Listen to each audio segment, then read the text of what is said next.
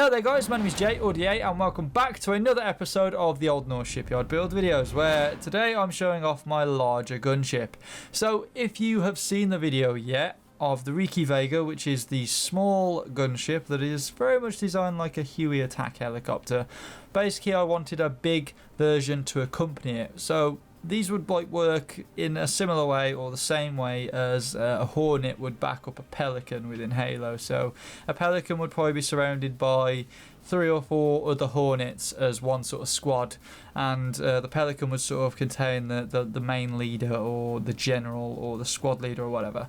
So I wanted this craft to be able to serve that purpose and be able to be repurposed for other things. So this is what I've come up with, and it basically is called the Tveir Forad, which basically means two monster. Now, Robin or Zeno, if you haven't seen him, go and check out his channel. His link's in the description below. Basically, he gave me this idea that I could, because of the two cockpits, call it like something on the same lines as a Hydra or a two-headed dragon or something like that.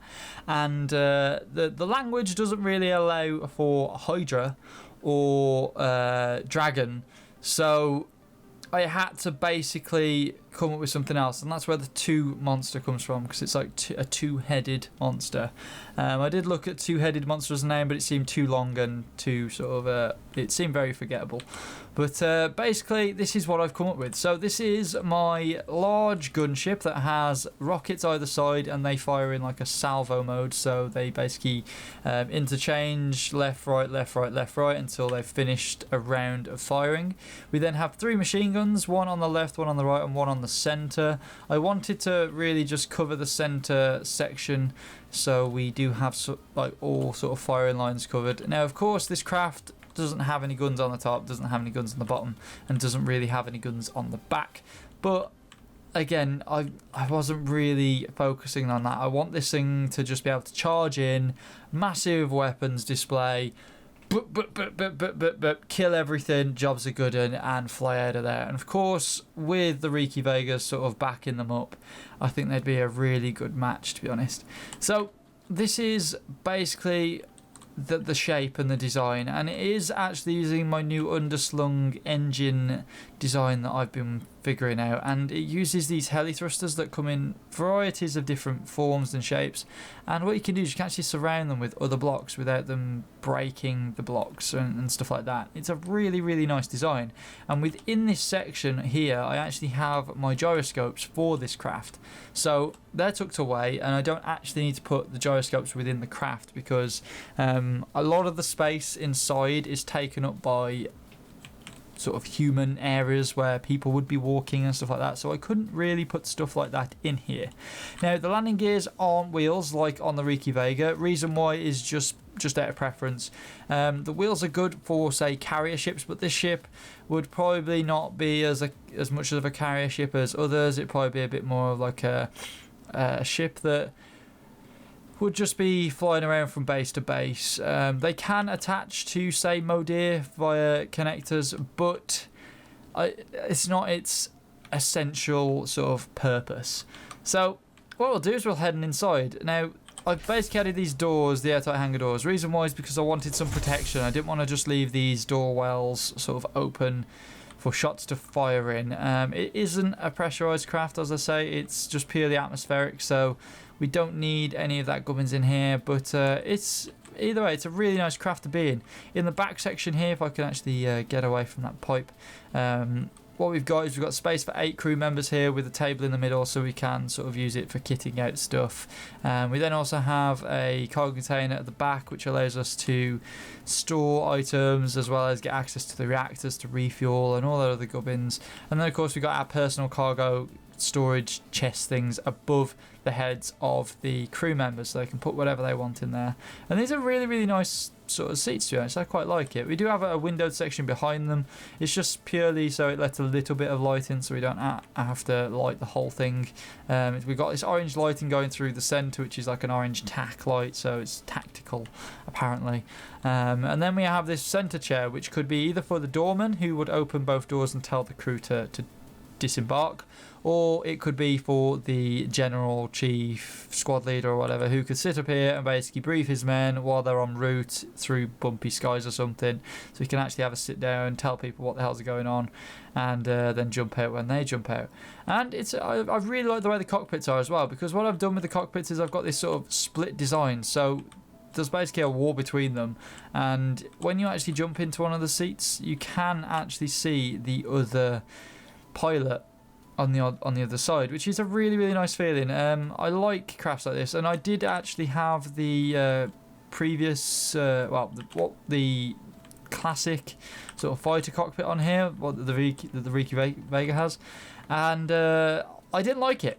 I really did not like it, and I wanted to go with these windows, so I've gone with this window design, which looks 10 times better and just finishes it a little bit more, whereas with the Riki Vega it kind of fits it in its own way, if that makes sense. And I've included the same sort of lip on the top on both ships to make them sort of match, which I think is really cool, and they do sort of share similar features like the landing gears and stuff like that.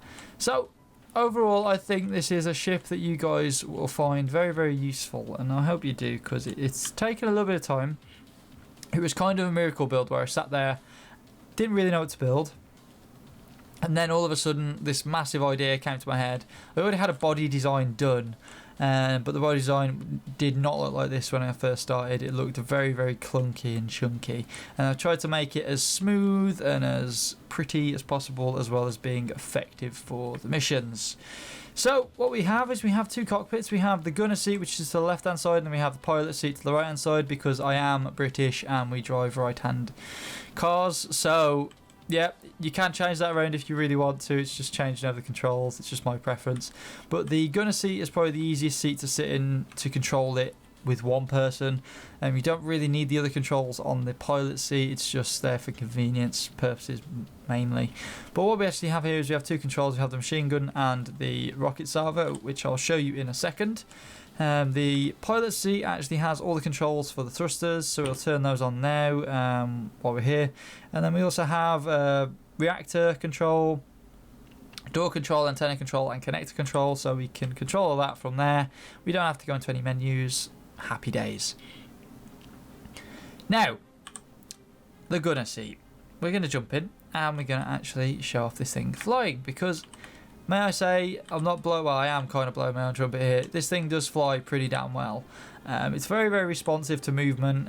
It didn't used to be, but I ended up having to up the gyroscope count and up the power supply to it as well, because of course gyroscopes were sucking up power. And now I've made it move quite well. It does get around quite well. And the rocket salvo, which I'm just going to demonstrate now, does look freaking cool when you fire. I must say that's one of my favourite features on this, because it just looks badass just to fly in. It takes a second or two to just kick in, but once it goes, it really does go, and it's very responsive. The only issue is you have to reload those manually, so you can't particularly have too much fun with it, say at least, before you go and attack the enemy. And you can't really see your ammo count as well, so you have to know exactly how many rocket salvos you can afford to use before you're going to be all out. And really, that's it. I mean, you got these machine guns as well, which again, as I say, the spread, it covers the basis that you need really. It's just forward firing machine guns just to sort of dink the enemy, I think.